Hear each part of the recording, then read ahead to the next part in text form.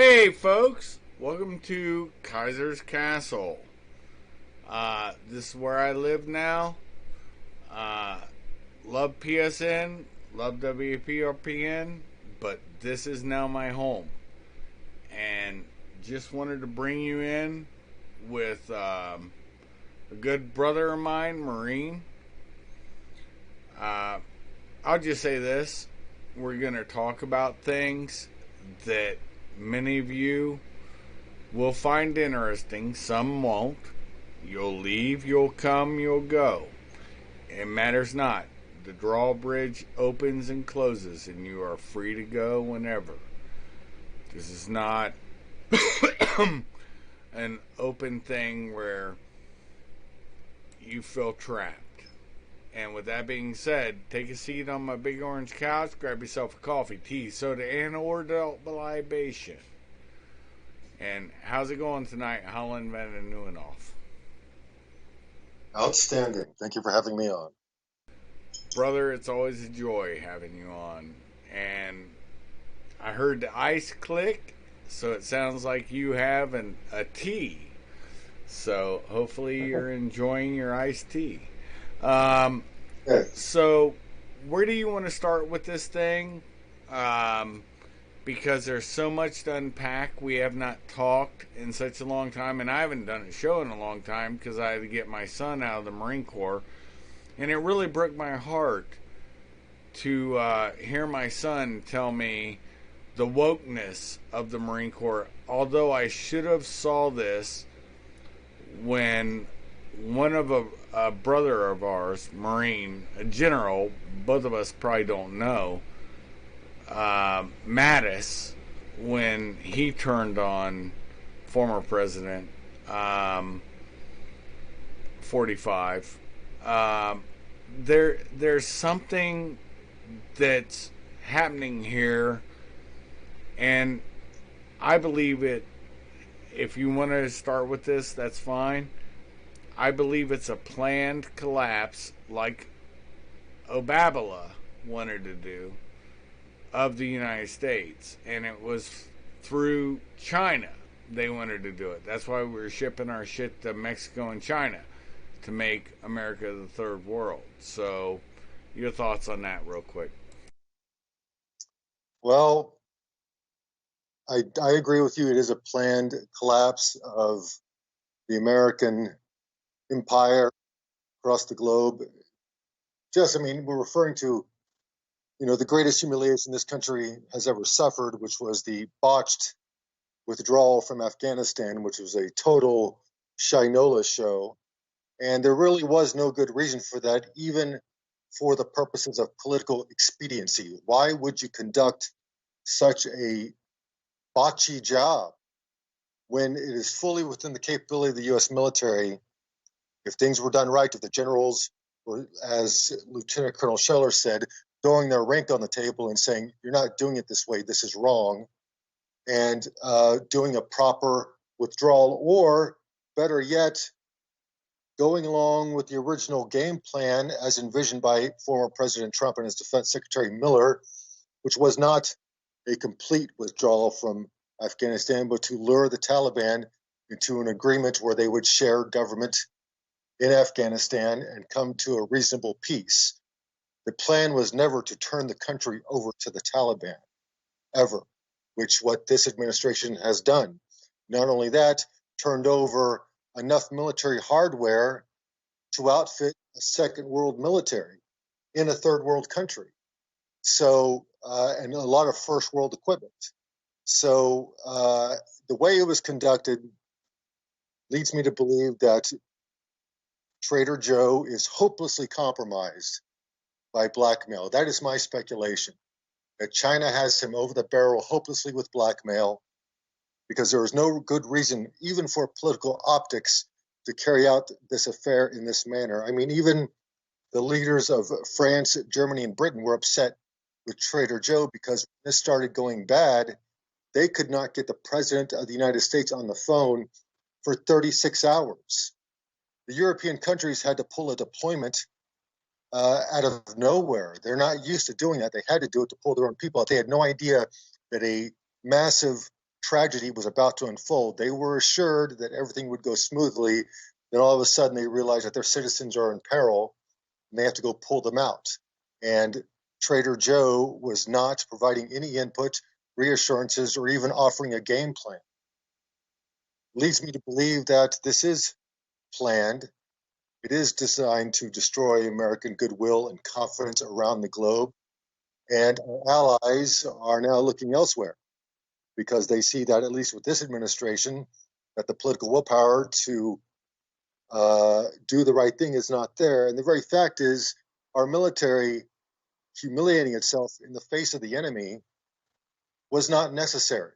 Like I said, we had the full capability and military hardware to destroy the Taliban advance upon Kabul. That was no problem. We could have done that, but we didn't. And who benefits? Well, I believe that it is the People's Republic of China, which by all indications has sought alliances with the Taliban and engineered the Biden administration to turn over all that military equipment so the Taliban can indeed secure the country so China can start investing in the infrastructure needed to reap the harvest of rare mineral resources in that country, which the Afghan National Army was never able to secure the country. There are vast mineral wealths under that country's ground, but no one, since we stopped military operations in 2014, and really our military was never fully committed to pacifying the entire country, so the infrastructure could not be built. The situation was unstable, could not be done. What little infrastructure was built was largely wasted. So we'll see if China's plan turns out. But I do believe this is a planned collapse of the American empire to humiliate it.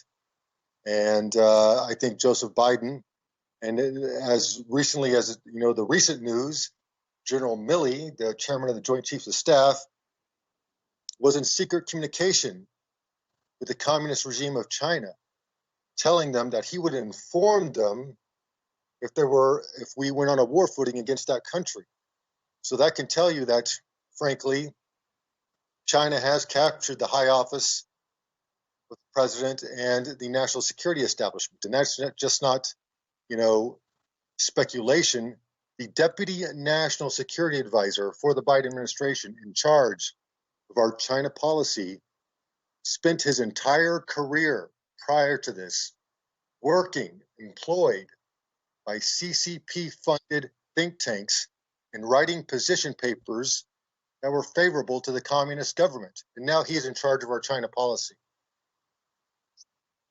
We're facing the rather unique situation, perhaps, of the high office of the president and our national security establishment firmly in the hands of an aggressor nation. And I think that's the situation we find ourselves in. Well, I like to call it buck fighting in the 21st century. If those that were around during the 80s will remember, I've got the hiccups for some reason. There was a show on Buck Rogers in the 21st century. And it's interesting to me that this is what it is now. And people can go look up the reference that I gave, but it's fantasy. And I believe that's what we have in this nation now, is a buck fighting. I won't give him any honorariums, say who he is. I won't say his number, nothing, because I feel bad. I honestly believe that this man is a victim of elder abuse, and I think it comes from Obabala. And yeah, he was always corrupt. Everybody always knew this. The one uncorrupt in his family line of buck fighting was his son, who passed away, I believe, in Iraq. and serving. And what he did when the returning troops came back, looking at his watch like, yeah, I'm wasting time. I have never seen a bigger buck foo than that. And your thought, or yuck foo, I guess that's the better way to phrase it. Well, I mean, the fact is they try to keep Joe off the stage as much as possible because he is so unreliable and goes off script, a tightly written script that they have for him because he's incapable of staying on script because his mind is going. That much is obvious. That cannot be disputed. Every press conference he does is just a clown show. It's embarrassing. I mean, when he went to the G8 in Europe, it was quite obvious, according to reports, that he could not keep up with the discussions. He can't even keep up with questions from the press. He walks away from the podium while his own press corps is screaming questions at him. He can't handle hard questions because they cannot be answered. They cannot be answered without making himself look like more of a fool. And that he can't even restrain himself from counting time while the dead troops are being unloaded at Dover tells you that his mind is not keen enough even to perform on script. It is a lot of people have speculated that Joe is not going to last this term, and I think that's probably clear.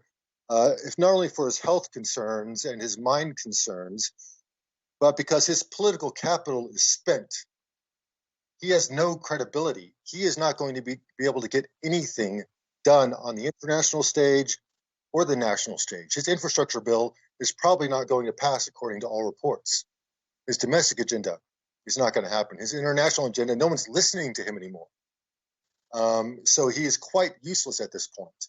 And they may have him around to try to toss him on the fire a couple more times with some unpopular positions that they really want to get passed. But most likely he will resign at the very latest, sometime after the midterms in 2022. They want to keep him that long. So his vice president, Kamala Harris, can assume the presidency and then perhaps run for 2 more terms under the law. So she could serve an actual 10 years if Biden can last past the midterms in 2022. If he'll make it to there, remains to be seen. Certainly any endorsements from Biden to any Democratic candidates aren't going to be helpful to them.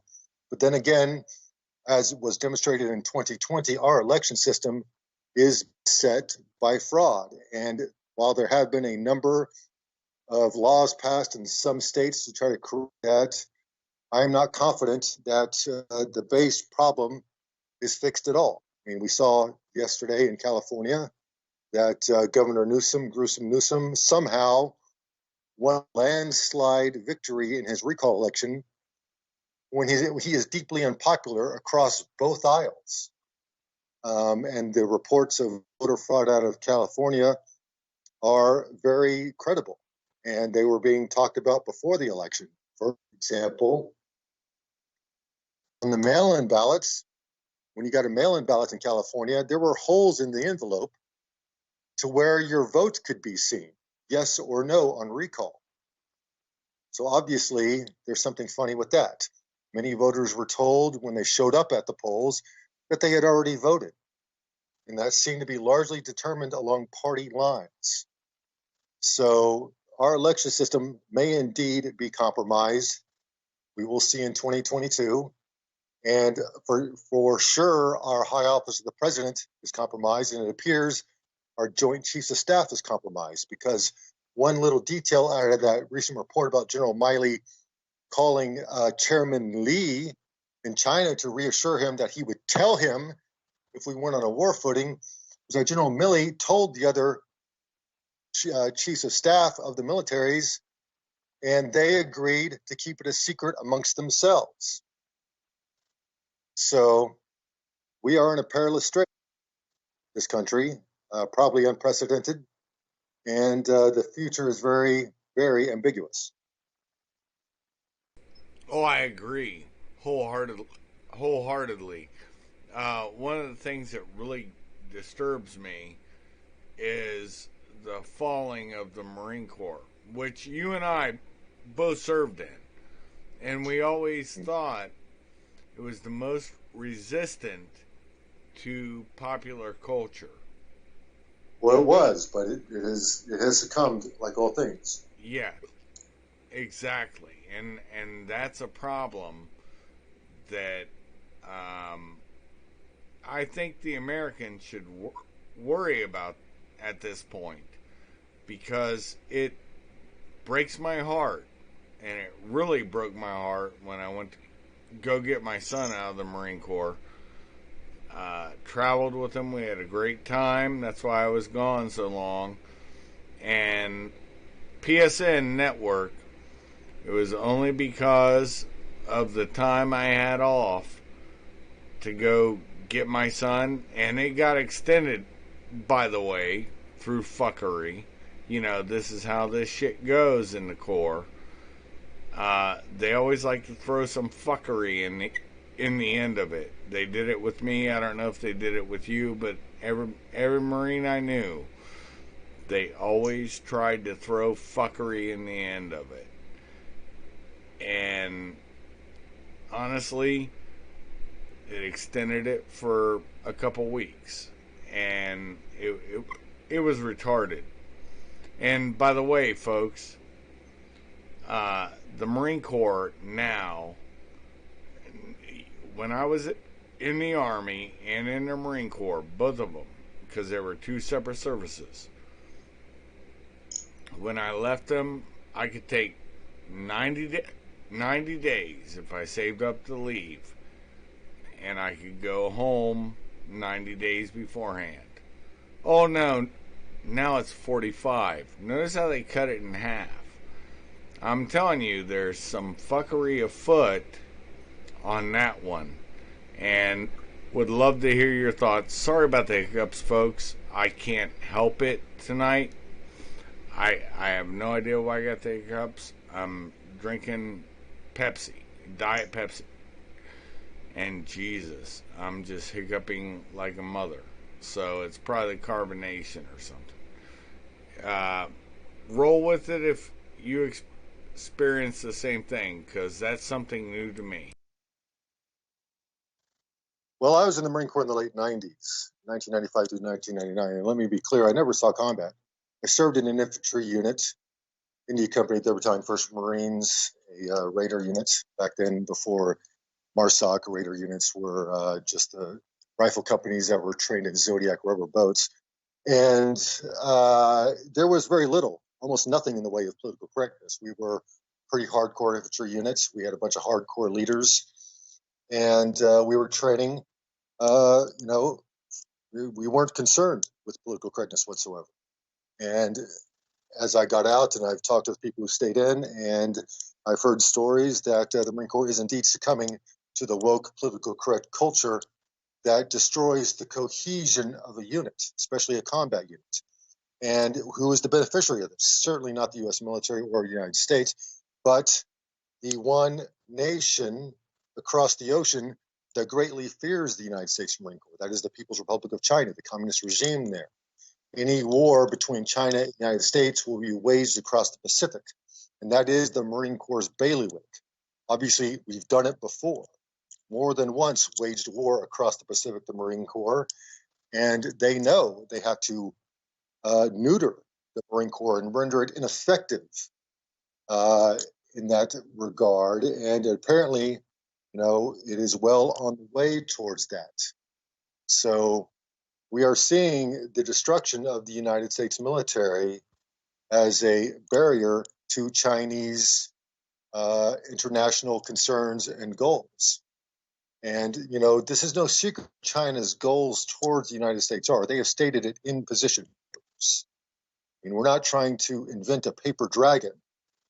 They have stated in position papers by a Chinese general that the goal of China is the occupation of the United States, main purpose to secure the heartland, the growing plains, the farmland of the United States, so China can finally feed itself on territory it controls. China is very vulnerable in its supply lines, most of which run across the Pacific or through the Straits of Malay. And cutting those off can starve China within 2 weeks because they are nowhere near close to being able to feed themselves. Very little of the land in China is arable, is suitable for agriculture.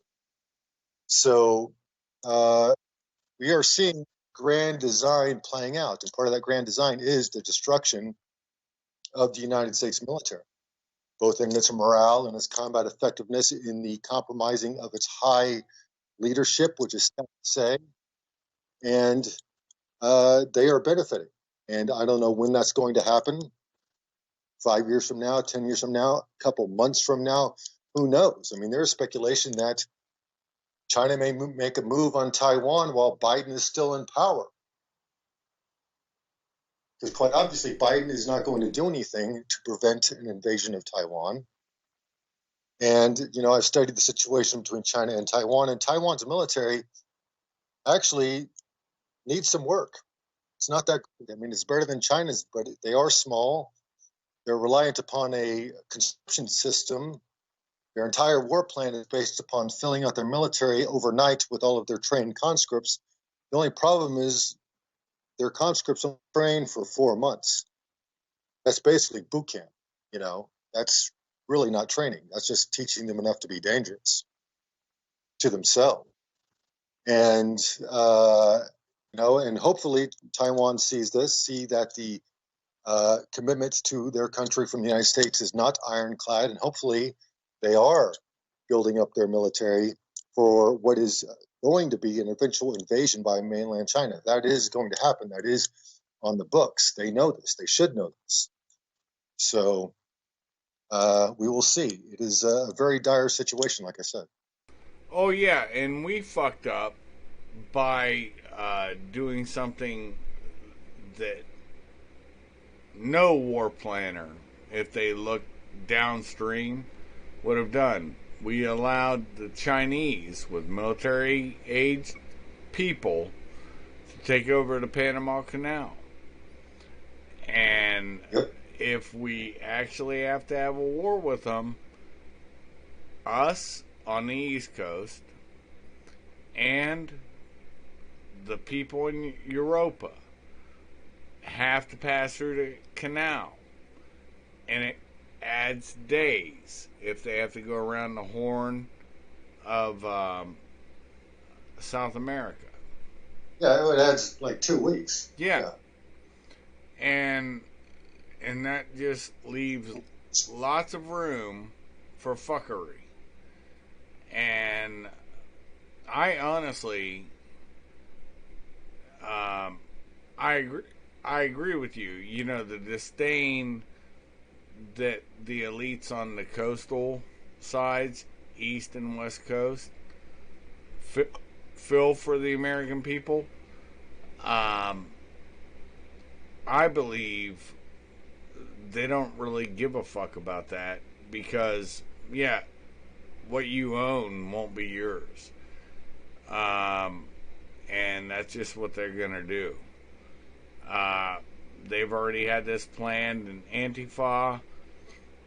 A lot of people didn't understand when I said Antifa is weird now because it used to be Marxist.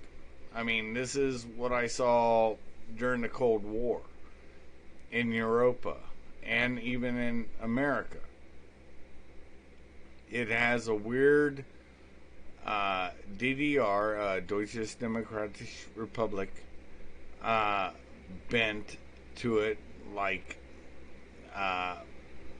the easiest way to explain it is disintegration, which is nothing more than what we see happening here through deplatforming from banks and everything in society and social media, and a Maoist bent. It's no longer Marxist, it's Maoist. And I think even the college professors pushing this on the kids don't realize that it's not Marxist anymore, even though they're trained Marxist. No, Black Lives Matter, the woman who bought all those properties said we're Maoist, not Marxist. Um, you know, read the Little Red Book. People, you're not awake. You think you are, but you're not. And I look for little idiosyncrasies. It's the devil's always in the details. And if you can define and tell exactly what's happening in real time, that is a threat to them. And trust me, I don't believe my channel will be up very long because I'm telling the truth. And Holland, I guarantee you, is telling the truth too.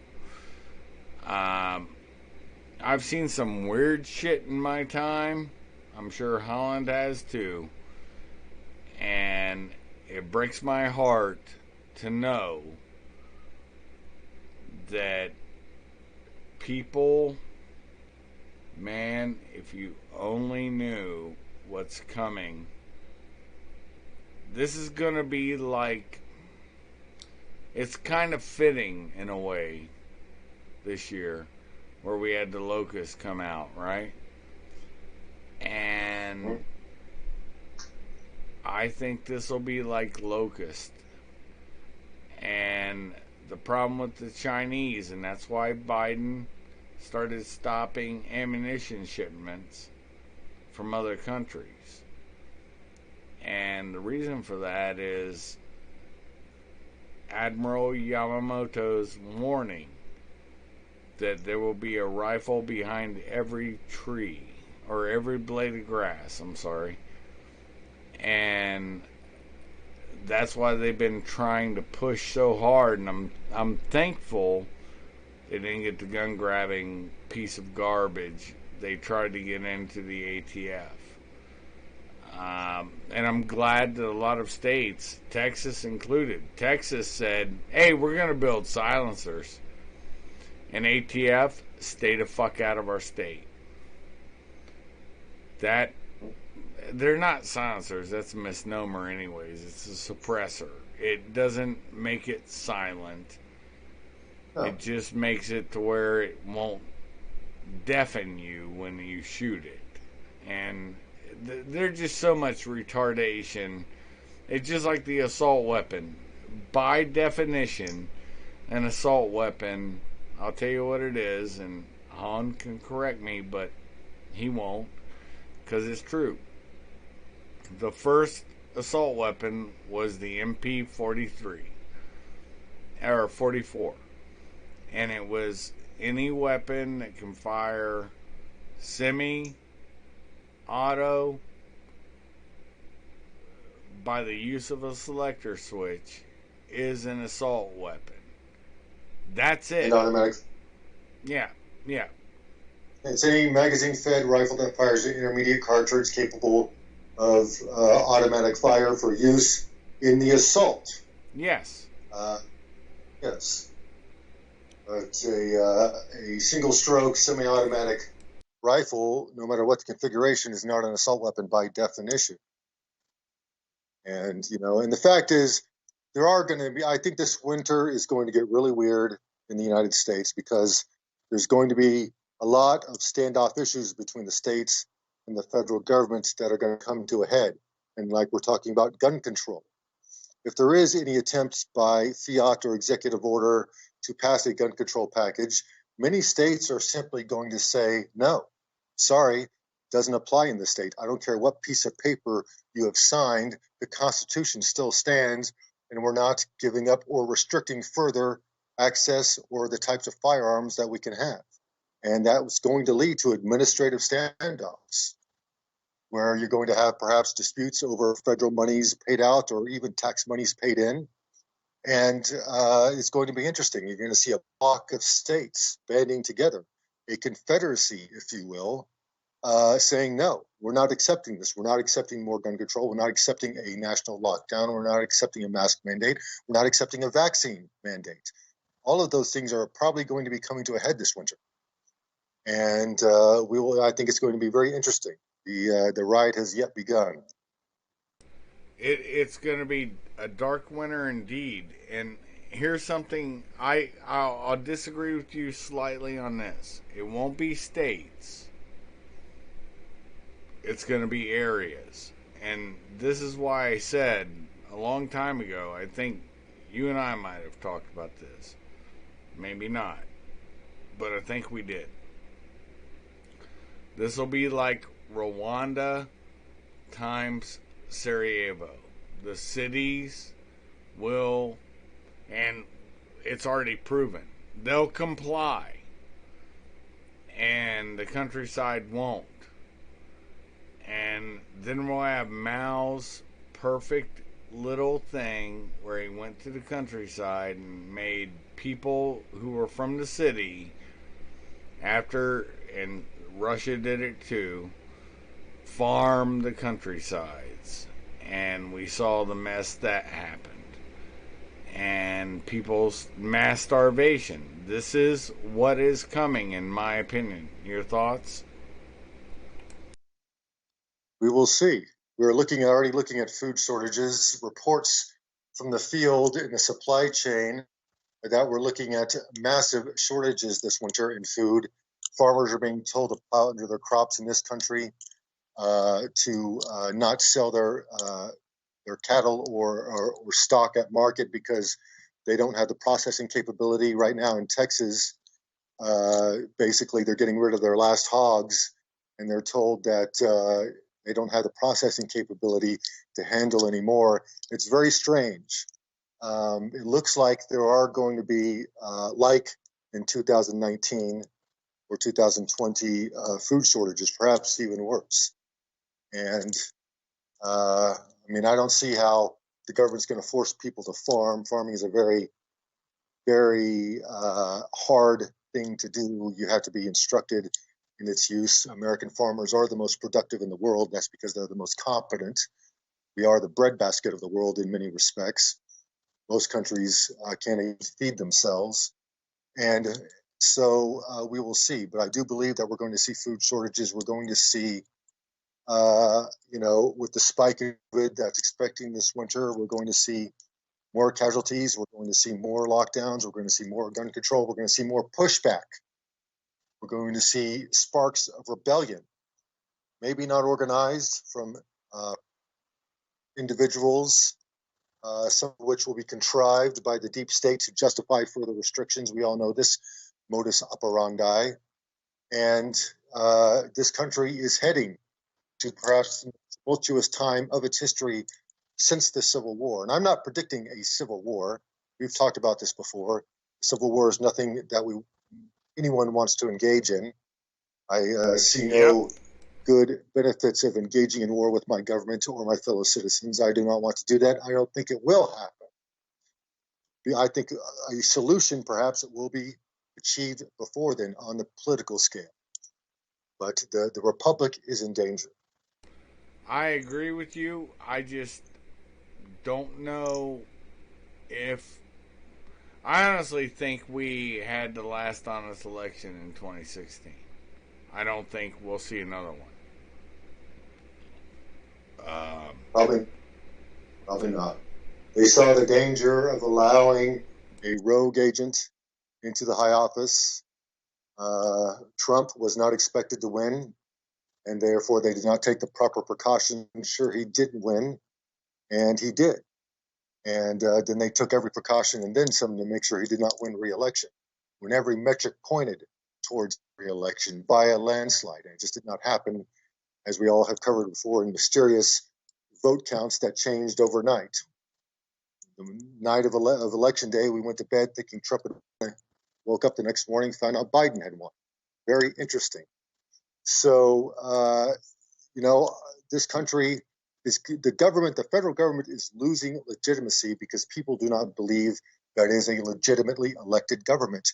We see what's happening with Biden going everywhere. People screaming F Biden everywhere he goes. At the beginning of every football game now, the whole audience is screaming F Biden. He knows this. He has talked about it. And, when he went down to New Orleans for the hurricane, people on the street were screaming profanities at him. People do not believe that this is a legitimately elected government, that at some point they're going to stop obeying it. Shit, you even saw it in New York City. You Mm-hmm. know, don't sniff her hair. You know, this is. He. I would love to. Listen to me, folks. I'm telling you the truth. I wish I could hate him. I've felt hatred for several people in my life, and one of them was even a guy who I voted for, and that was George W. Bush. Not hatred like malice, but just I was like, why are you doing this? Even though I was doing my thing, I was like, why are we lying so much? Okay? Because I was a cog in the wheel.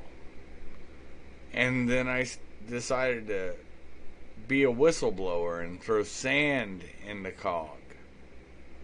You know, I, I whistle blew on several things that I know are lies. I know it because I knew the people that told me them and I trust them. It doesn't matter what they were. And other things that I saw personally. So it's not an issue of anything. The interesting thing to me is I feel pity for him because this is elder abuse. I can't despise him. I don't even think he knew he was running for president. Because how many times he said, I'm running for senator? During the election cycle. In his basement. It's ridiculous. I don't know where he's... I don't believe he knows where he's at. There's a famous video now where him and his wife step out and he sniffs a young 14, 13-year-old black gentleman's hair, and he's like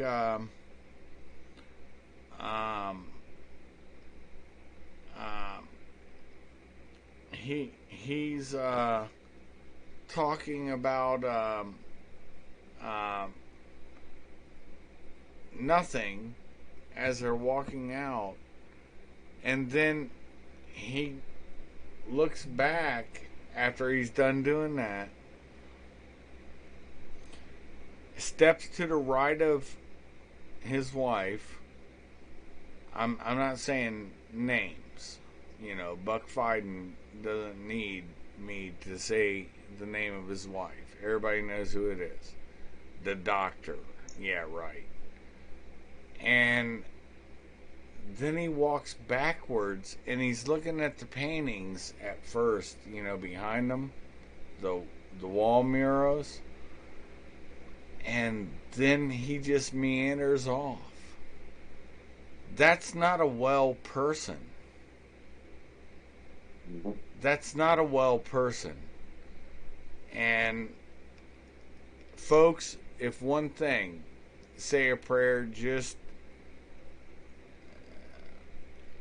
to hope he gets better or something. Maybe comes back to reality. I don't think he sees the world the same way we do, man. I just, as much as I could despise Clinton and Bush W and Bush HW, man, I I I can't do it with him because it's just elder abuse. And your thoughts, man? Honestly, I want to hear your thoughts more than mine. Well, I don't hate him, but I do despise him for being a traitor, despite his mental faculties being at a loss. His, you know, protection of his wayward and degenerate son has led to compromise that is endangering every single person living in this country. Oh, I And agree with that. I agree with that he protected his son, but I also understand it having a son of my own. If that were a problem, I probably would protect him. I don't think I would have went to the levels he did. I probably would have told my son, "This is time to take your medicine." So, yeah, I do understand it, but it's something about honor and integrity. I don't know. I don't think everybody has it, brother. You and I do.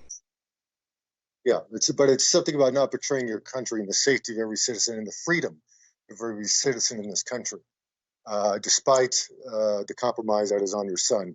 He should have locked up his son in a sanatorium a long time ago. He's obviously not capable of leading a productive life. So, anyways, the fact is that the presidency is hobbled by an enfeebled president who is likely compromised by an aggressor foreign nation who is now dictating the destruction of that country, the United States, for its own ends, those ends being that of China. We saw this result in Afghanistan. We see military officers, Lieutenant Colonel Scheller, resigning in protest over the mal-planning of the Joint Chiefs of Staff. I mean, you and I are both in the military.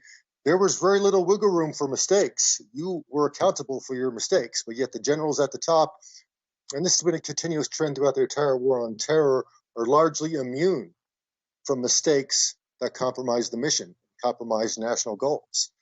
They don't suffer the same accountability that the troops in the field do, not even close. So, and it appears that the top general ranks have been compromised to some extent. The fact that all the Joint Chiefs of Staff were willing to pledge secrecy, an oath to General Milley that they would not divulge that General Milley is committing treason with an aggressor foreign nation, tells you that, the general ranks are compromised at the extreme top.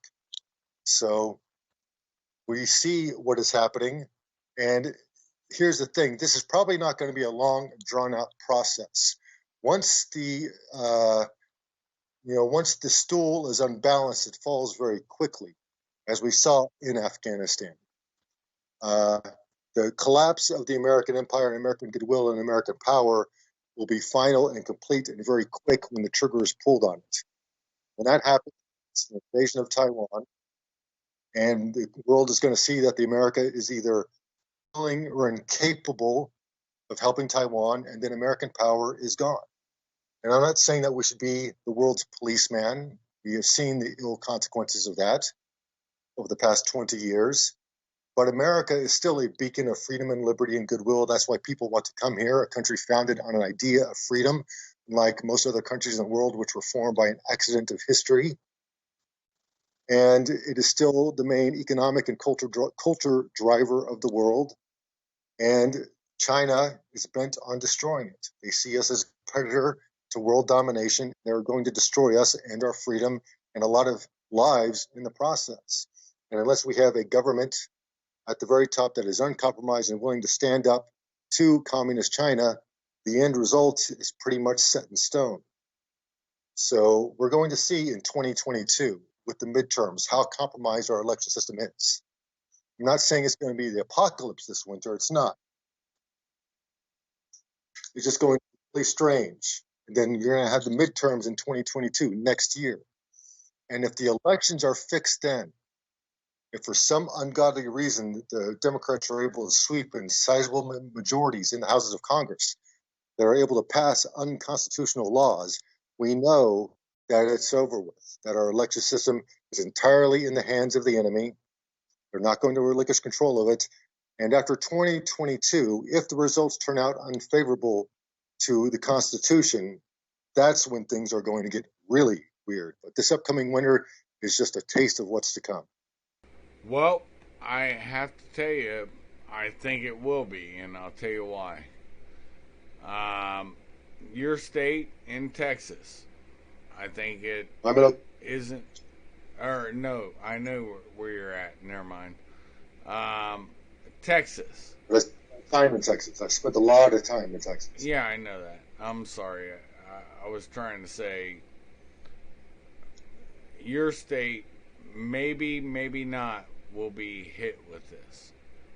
Mhm. I don't know what you're getting, okay? But the people coming across the border in Texas, they're going to flip Texas blue. I believe this. Mhm. Um, I believe that they what they did with machines last time, they now know they won't be able to do again. They did it in California, but that's just one state, right? It's just a recall election. Um, Here's what I think. I mean, when you get a crackhead that has 300 ballots, yeah, nobody's going to look at that. Who gives a fuck, right? You and I do. I can tell you this that will make you laugh. When I was in Arizona, I went to Maricopa County, and also I went into was New Mexico, and I went to their county that they had a problem with. I'm mind dumping it now, and in Maricopa County, they had 12 times the amount of residents vote in their election. Mhm. And now we have, and everybody wants to say, oh, well, they're just Mexicans coming across the border. No, they weren't. We have Africans, we have Middle Easterners, probably Afghans, uh, a lot of people coming in.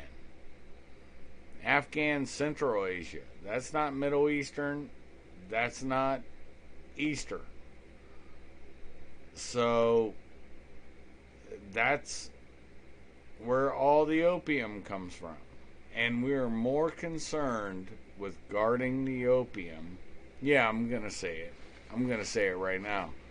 We're more concerned with guarding the goddamn opium than we were for what was under the ground, the lithium, all the other minerals.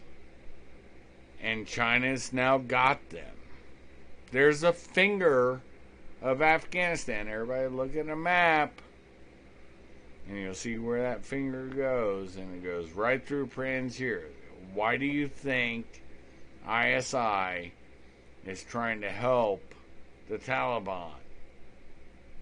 They want to get a path. And China, you think what Russia did, you think what we did was bad for Afghanistan? Oh no, baby.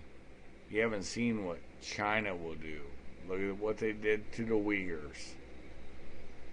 They will systematically destroy that country.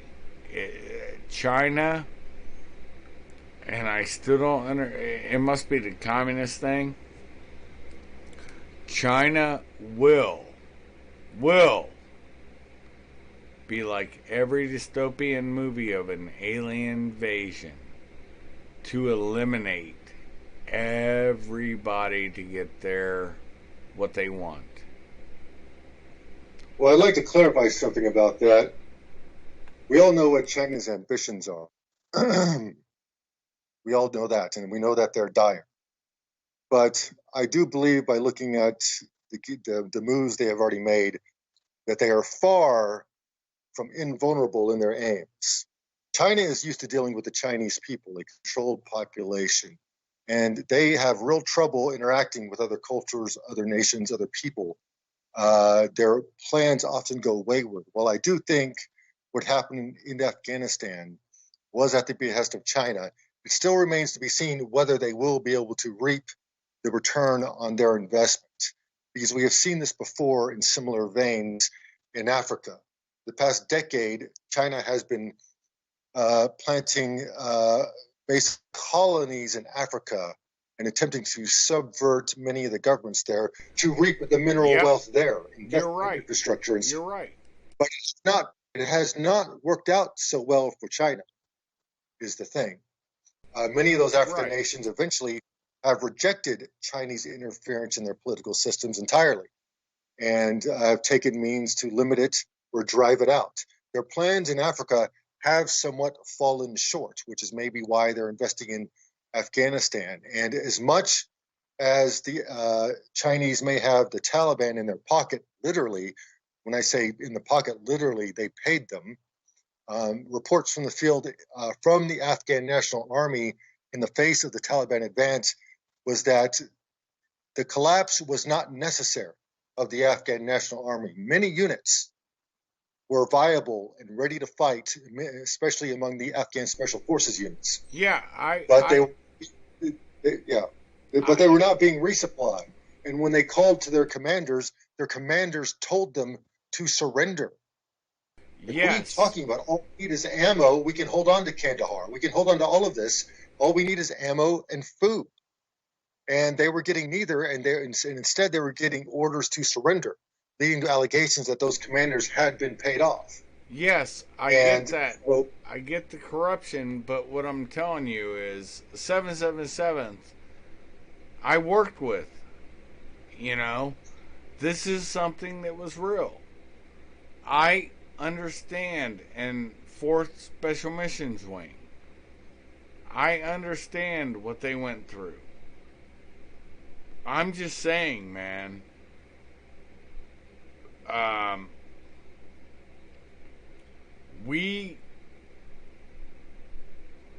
also failed to give them any air support, and I don't mean air support.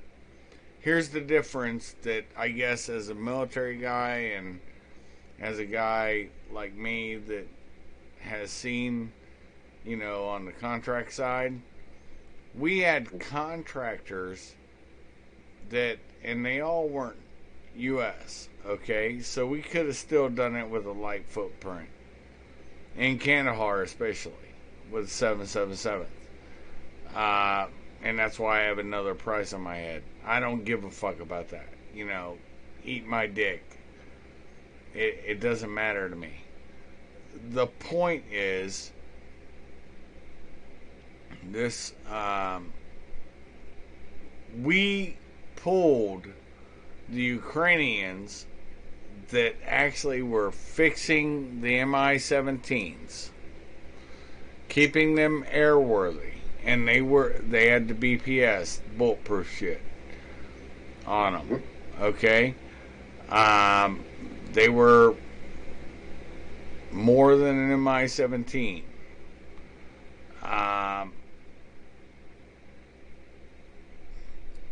All this stuff, the PC-12s, all this stuff, and then here's the fuck you that Biden gave us.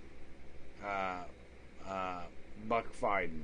Let me rephrase that. Here's the fuck you he gave us. Some of those made Tajikistan, and Tajikistan said, "Okay, these people got here. What do you want done with these, vehicles?"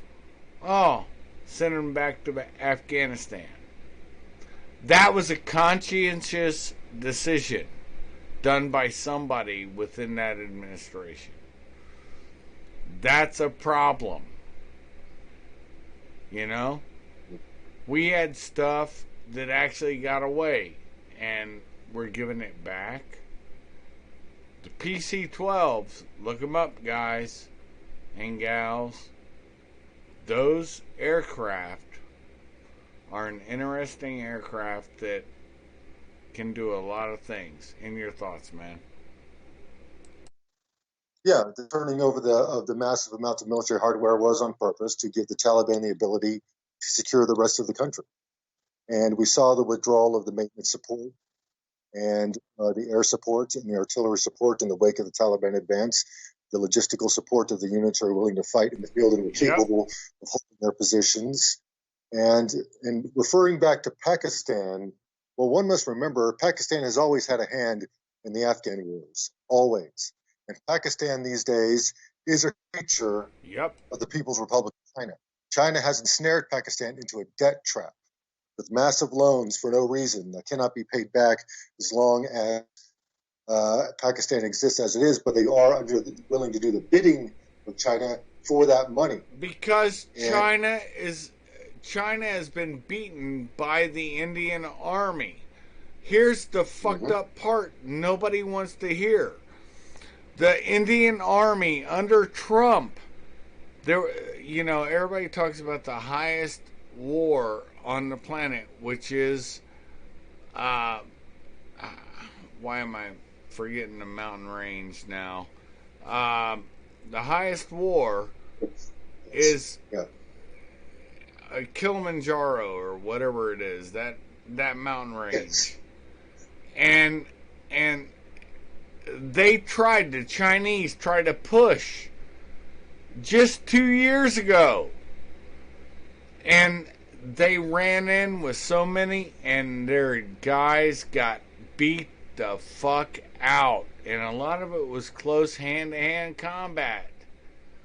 The Indians beat their asses. And Pakistan hates the Indians because it's a Muslim Hindu war. And, everybody's like, well, everybody's equal. No, the world doesn't see it that way. And that's what's so stupid, is because people believe stupid shit. They don't understand reality on the ground, man. And your thoughts on that, man? I'm sorry, I didn't mean to interrupt you, but I understood completely what you said. Yeah. So yes, India is an existential enemy of China, has been for millennia, and Pakistan is an enemy of India. So China has invested heavily in suborning Pakistan to their wishes as an ally against their territorial ambitions against India, and as an ally in their territorial ambitions in Afghanistan. And Pakistan has, like I said, always played a role in the Afghan wars. During the Soviet invasion of Afghanistan, Pakistan was sending over special forces to engage Russian units, especially in the latter days. And even during their withdrawal, Russians were fighting Pakistani special forces. And it would be interesting to see if Pakistani special forces are on the ground in Afghanistan now assisting the Taliban. I mean, I haven't seen any confirmation. They are. It's just, yeah, but we can just be assured that they are. And like you said earlier, Pakistan is probably helping out with drone strikes.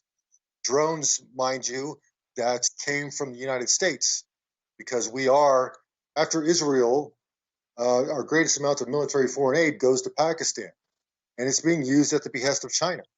This is a chess move. China has constantly suborned U.S. policy to serve their ends because our politicians are unwilling or unable, because of compromise or blackmail, to stand up to the Chinese. And so they are trying to maneuver their pieces into place. The question remains to be seen, as always, and as doubtful as if China is actually going to be able to execute and secure their desired end state. And that is still shaky. Just because we say that China is behind many of these machinations doesn't mean that they're going to be successful, because China has a habit of their ambitions outstripping their capability. So the situation will remain unstable. I can't And like, I can't disagree yeah, with you at all. And likely in Afghanistan, pretty much, I doubt that the Taliban control of the country is going to last very long. Likely it is going to devolve once again into the ancient Afghan tradition of civil war. And but we will see if the Biden administration does make an effort to recognize the Taliban government as the legitimate government of Afghanistan. That is going to be a hard bone for anyone to swallow, and that may be Biden's swan song, trying to do that. They already have. When they let them have that equipment, the MRAPs and everything, they already have, man. They already have, and I know ground, but officially and supporting a seat on the United Nations, being recognized as the politically as the legitimate government. That is going to be extremely interesting to see if the Biden administration is going to try to do that, because I know they want to, but if they're going to be capable of it, it is another story entirely. I believe they will. So that's my belief. Look, I I'm just going by the old adage. Like I said, offline, so I'll say it now because I didn't say it online. Obabala, uh, he was captured holding a book of um, the New America or something like that. I can't remember the book. I read it. The End of the American Empire. End of the American Empire, yeah. And he was captured going to see uh, down there in Venezuela. The president back then, Hugo Suarez, whatevs.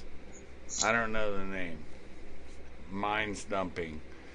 It was mind-boggling to me that why are you doing this? You're showing weakness.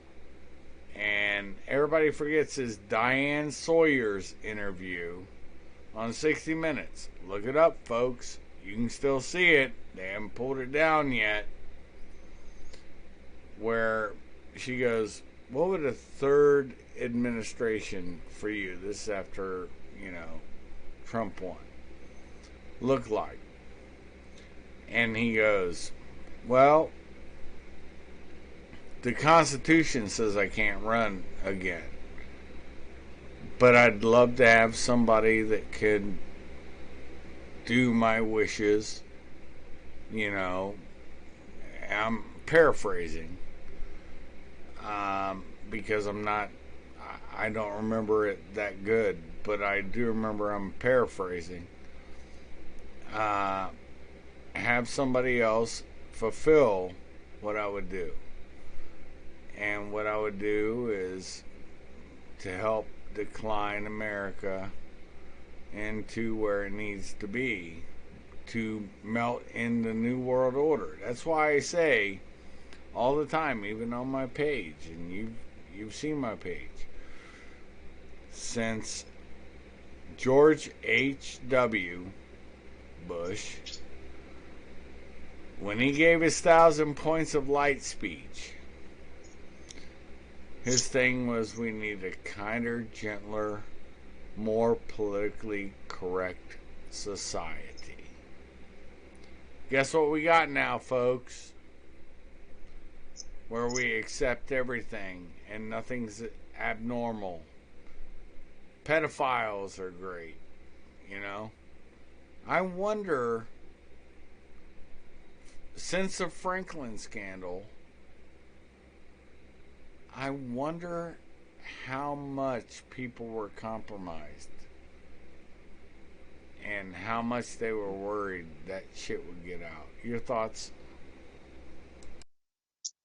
Well, you're referring to the Franklin scandal in the 1980s, where a vast blackmail ring involving a pedophilia network was linked to corruption in D.C., even leading to short-lived headlines until that story was quickly killed. That led into the depths of the Bush administration, and before that to the Reagan administration. And we see inklings of that network surviving because it was not prosecuted and the perpetrators were not indicted, still rearing its fangs in this present age. We've seen the headlines, we've seen the stories. I'm not going to get into that. But sexual blackmail of the forbidden kind, of the illegal kind, has long been a trademark of, ever since the invention of motion picture technology that can be used to capture these events, or even picture technology, has long been used by intelligence agencies of all countries, Yep. private intelligence organizations, to compromise and blackmail people in power in order to do their wishes. This is standard tradecraft. In fact, if you don't engage in it, in those circles, you're not doing your job. So And that, Indeed. go ahead. I just said indeed, brother. Indeed. You're not telling a lie. You are telling the truth. So, with the Hunter Biden laptop scandal, which was not covered by mainstream news sources at all, and further revelations out of that, and inclinations and hints and speculation, even informants saying that much of this most incriminating material is in the hands of the Chinese, when Hunter Biden spent a lot of time in China partying and enjoying the party favors provided by the communist Chinese. We can be assured that this activity was recorded, that some of this activity was illegal. I'm not just limited to drug use, but into whom he was having sex with, and that this is being used as the ultimate blackmail material. And given China's control of our media system, of our entertainment system, if they wish to pull the trigger on blackmail to destroy Biden, they certainly can. They suppressed it because they wanted Biden in office. But if Biden does not play ball, they can pull the trigger on that material. It can be released, and Hunter Biden facing life in prison, and perhaps even Joe himself. And so that is the ultimate blackmail, and that is why this high office of the president is compromised. The staff is compromised, his security staff is compromised, and we're heading towards the death of the republic. And history is going to be written in the next decade or two about what happens to America. Yeah, here's the thing that shocked me. And I don't know about you, but it did shock me. In my state, where I'm from, um, we had several pedophilias that were in my state. And I was on a grand jury. And I asked the prosecutor after they were done, what are they looking at? And he said, well, it's first offense for all of them, right? And I said, so what kind of time are they looking at? And he was like, 3 years. And I'm like, what? WTF? Okay? And then federally, I ask. And they're like, well, we usually let states deal with that. And I said, okay. But federally, what it is, man, you're looking at like 1 to 3 years. It's so bizarre that they accept this shit in our nation state. We're the first world. Why are we allowing with Blinken? Why are we allowing child brides? You know, into the U.S. He admitted to it today. Mm-hmm. This is pedophilia. But we have to respect the culture, right? Nah. Dude, there's so much I want to say. In Afghanistan and Iraq, you have no idea how many times I got bloody knuckles on some fuckstick with had somebody there that was underage, and I found out they were diddling them. And because I was a contractor, that's the only reason why I was protected in a way. I could just take a flight home. I didn't put up with this shit. None of us should. It's called morals. Mm-hmm. You know? But somehow we've forgotten. We have morals. We have honesty. Ah, anyways, let me shut The up. problem, and this was a problem in Vietnam, is that there was so much inherent corruption among some levels in the government that we were supporting that to crack down on this corruption and even pedophilia would delegitimize that government. So we allowed it to happen. And you were able to get away with a lot more in cracking down because you're a contractor, but the military was not allowed. Many times got in trouble for trying to stop the abuse of children. And these orders came from high on. Do not crack down on this stuff because it would make the government that we're supporting look bad. Well, if you're expecting a good outcome from supporting a corrupt government that engages in the most bestial of behavior, that's just not going to happen. There's not going to be a good outcome. And there wasn't a good outcome here. I mean, many units in the Afghan National Army and so forth were good to go, but many of them were not. And they were seen as oppressors of the people, openly pillaging the people in the population they were supposed to be protecting because we were unwilling to crack down on the corruption. And so in many cases, those military units had no support. And the Taliban did because the Taliban were fighting them. So the lesson needs to be learned, finally, once and for all, that you must not put up the most bestial of corruption in your alliance government simply because they're an ally. You must eliminate it because if you don't win the hearts and minds of the people, you're going to lose the counterinsurgency. So, and that's what happened. Why? I remember a story of an SF guy. This happened, I think, after I left.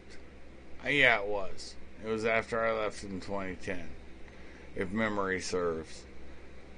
Yeah, it did. It did. And it was an ODA captain.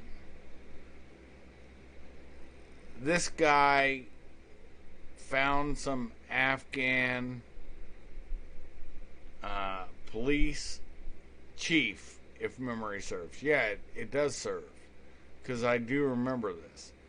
And found this guy that was diddling, and the mother came in and said, "Do you know what he's doing?" And this, that, and the other, through an interpreter. And he's like, "No, whatever." And then the chief came in, and he punched him in the face. Obabala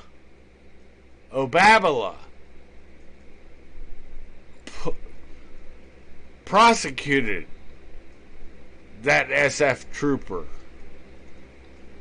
It's bullshit, man. It's bullshit. Yep. We don't do that.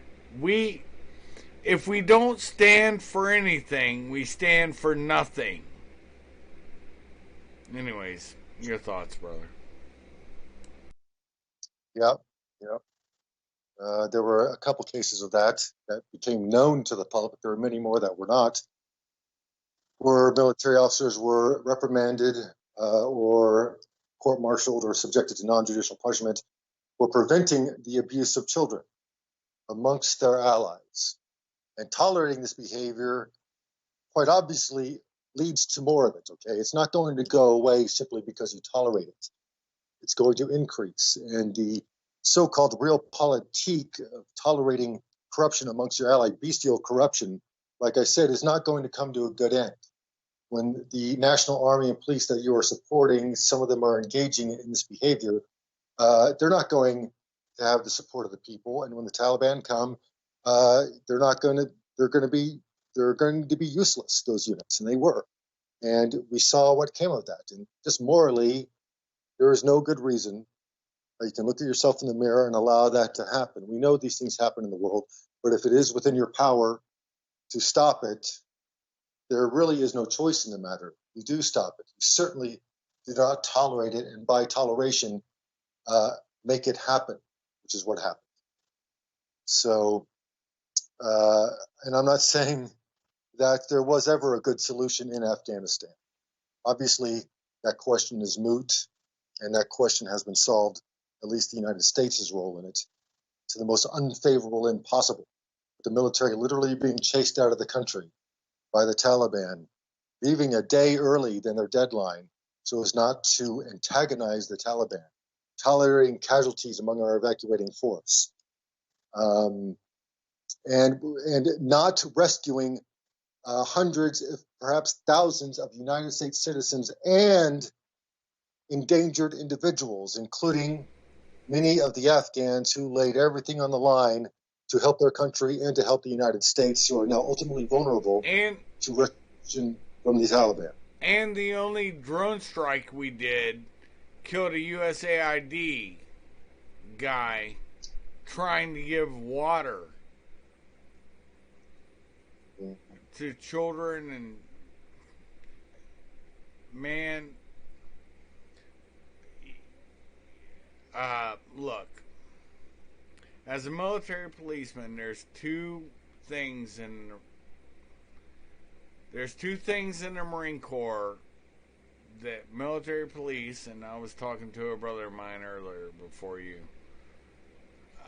Two things: military police, and the other one is MSGs, Marine Security Guards, in embassies. So we both know what we're talking about. And it's called NEO-ops. Non-combatant. Okay? NEO.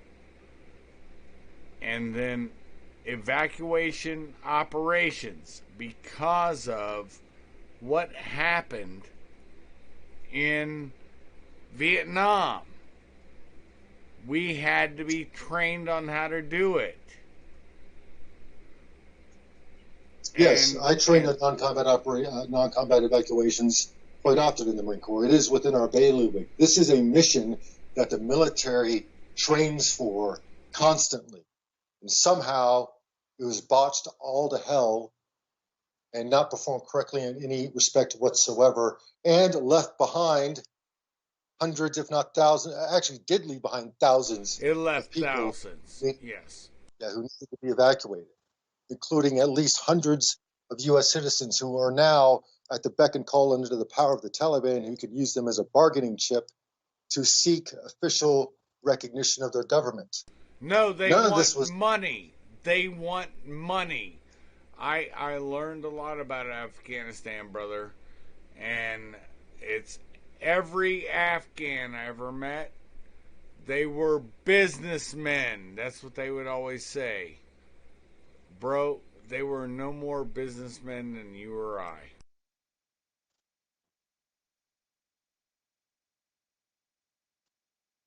Yep.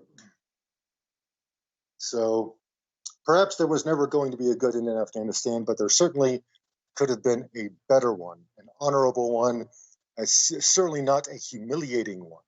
And like I said earlier in the show, the most humiliating moment in this nation's history, capping off a 20-year conflict by being chased out of the country, especially when it was unnecessary. Our military is fully capable of containing, stopping, and destroying the Taliban advance upon the capital, holding Bagram Air Force Base, just like we did in Guantanamo Bay in Cuba, holding on to a toehold just in case they get froggy, just in case we ever have to go into Afghanistan again because terrorism is happening there. We don't have to start all over again, abandoning all of our assets, all of that military equipment, not destroying it on the ground, not destroying it when it was on the move. This was a collaboration between the United States government, the Chinese, and the Taliban. There is no other cogent explanation. And we didn't even, brother, think about this. I really want you to say what you mean. We did not even do what should have been done. You keep the military there. And Bagram, if for nothing else, the medical, all that stuff, a couple thousand people there. we could add a lot better egress. You know, it was what's that circus? It was the circus said this is the egress and this is the entrance, right? We could have done that, except I've been through Kabul so many times, and going in, even when it was shit, the old one, it had one landing strip, and it still does, guaranteed. Going out, you know, you go out, and then all of a sudden they had a frog foot. We built it, of course, the stanchion that holds that frog foot up. That old Soviet era version of our what's that called, the A10, and that was their version, and they held that up, you know, just saying, yep, this is who we defeated. So did they get an A10? Is that going to replace that frog foot? See what I'm saying, man? It's all mockery. And everything we're doing and we've done, not only did it disgrace us, but there was a reason why I've said this, and you've heard me say this before. To hold Kabul is like holding ashes of a great painting you once owned, because you hold nothing in your hands. Anyways, your thoughts, man. Well, final thoughts for me, because I have to detach here pretty soon, is that, like we said at the beginning, it is pretty obvious that incompetence, mere incompetence, cannot explain the humiliation the country has suffered and the turning over of all that military equipment and the abandonment of our allies in the field and on the ground in Kabul. Our country is in danger because the high office of the president and our national security establishment is in the hands, by compromise, blackmail, and coercion, in the hands of a foreign aggressor nation. And until we're able to recapture the high office with someone, and I'm not saying it's even Trump, because Trump was unable to root out this traitorism, even amongst his own cabinet. Half of them turned on him. Until we get someone in office who has the power and is able, and the will more than anything, to root out the traitorism. And we have people in our intelligence agencies who are not compromised, willing to move on this betrayal. This country is in danger. And I do not know if this country, if this national government, that is, can survive traitors within. As a Roman senator said a couple thousand years ago, a strong nation can withstand enemies without, but not traitors within, especially in high office. So that is the danger this republic faces, and I do not have the solution, fortunately. So.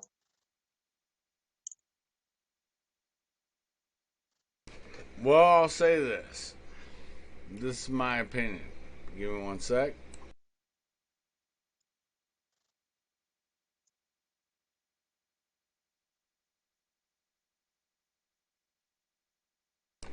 Here's my opinion. I agree with you. This is something I don't think Americans. Let me rephrase this. I would love to say I didn't see it coming.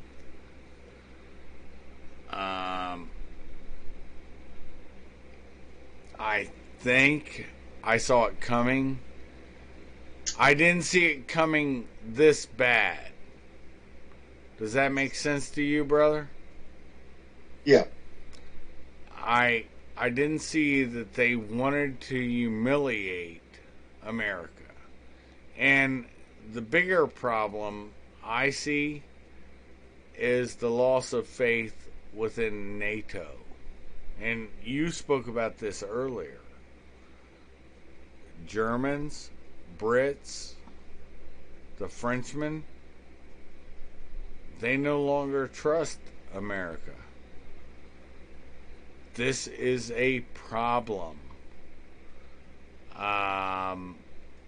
You will always get the last word on my shows, except for when I, raise the drawbridge. That's all I ever do when you're on, or most people are on.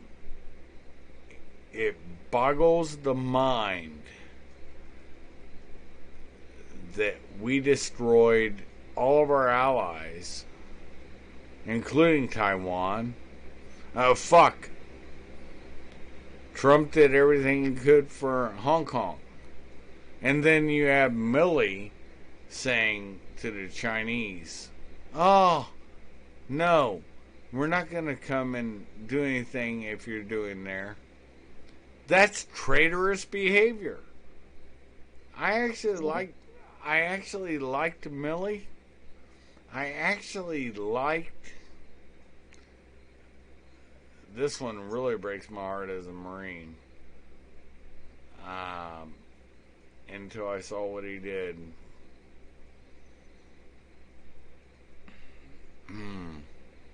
About Mattis. Yes. And yeah, that's a whole other subject. Well, like I said, I have to detach at this moment. All right, I have brother. a deadline. Much love. All right. That's well, with that being said, Holland had the last words, and as you exit, grab your coffee, tea, soda, and or adult libation. And as you leave Kaiser's Castle, I will slowly raise the drawbridge. And you guys have a blessed and well night. With that being said, Shuff out.